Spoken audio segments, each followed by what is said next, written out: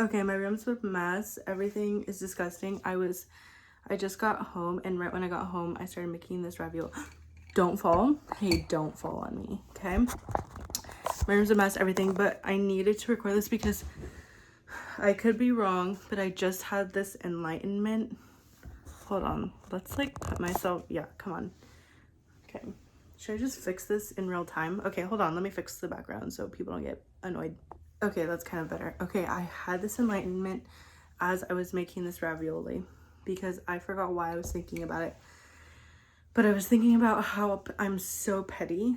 Like, I'm not petty, but like, I love talking bad. Like, okay, sorry, I don't love talking bad about people, but like, sometimes it's easier for me to like, how do I explain this? Like, hold on. I am very petty when it comes to arguments and things like that, where I just want to like tell people off and things like that, or I just want to call people out on their flaws. And I realized that it is a trauma response. Guys, this is crazy. Like, this all was in my head. This all came in my head, nothing else.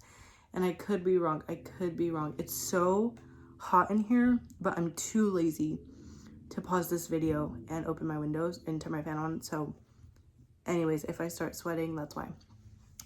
I grew up with a bipolar narcissistic personality disorder father, and so I'm now realizing that me like calling people out, or me like not lashing out, but just like wanting to call people out on themselves, like on who they are, who they actually are, is a trauma response to dealing with someone that with narcissistic personality disorder. Because my father would do all these things, and then like if we got into an argument, I'd like want to call him out on everything that he has done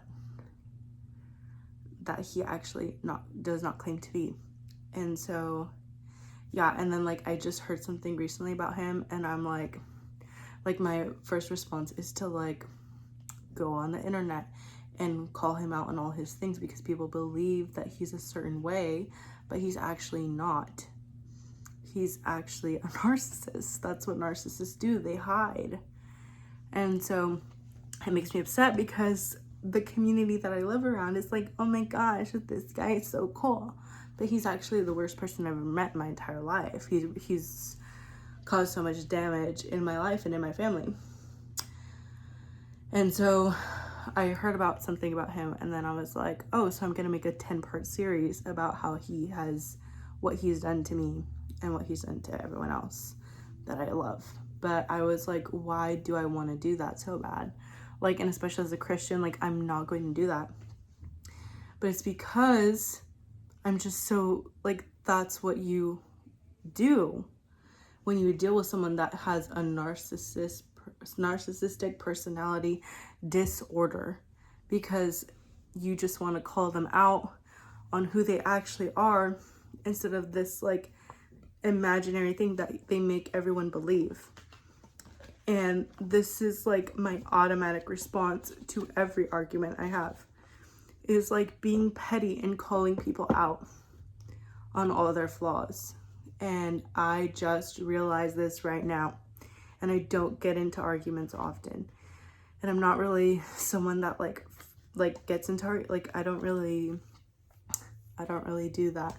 And like maybe it is just a normal human response to like call people out on all the other issues, but I think it's like it makes so much sense, where it's like I feel like there needs to be a justice. If I call people out, we are now my justice of how they've been treating me has been like fine, because now they are seen for who they really are.